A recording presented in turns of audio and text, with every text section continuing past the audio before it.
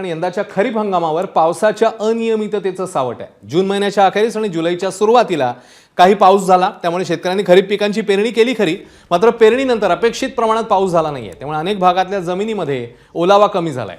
Soybean, कापूस आणि तूर यासारखे प्रमुख पिकं आता कोमेजू लागली आहेत। यानंतर पावसाने मोठी ओढ दिली आहे, त्यामुळे अनेक ठिकाणी पिकांना आवश्यक ओलावा हा मिळालेला नाही। दुबार पेरणीची वेळ येण्याची शक्यता आहे। काही भागांमध्ये पिकं हातातून जाण्याचीही भीती आहे। शेतकऱ्यांचं लक्ष त्यामुळे आभाळाकडे लागलंय। या संकटाच्या पार्श्वभूमीवर परभणी इथल्या वसंतराव नाईक मराठवाडा कृषी विद्यापीठाने 23 जुलैनंतर मराठवाड्यात पावसाकरता अनुकूल वातावरण तयार होईल अशी शक्यता वर्तवलेली आहे।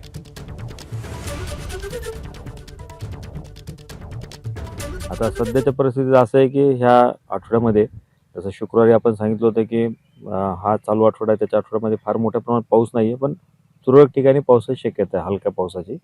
तसंच काही आहे, तापमानामध्ये थोडी वृद्धी पण आहे।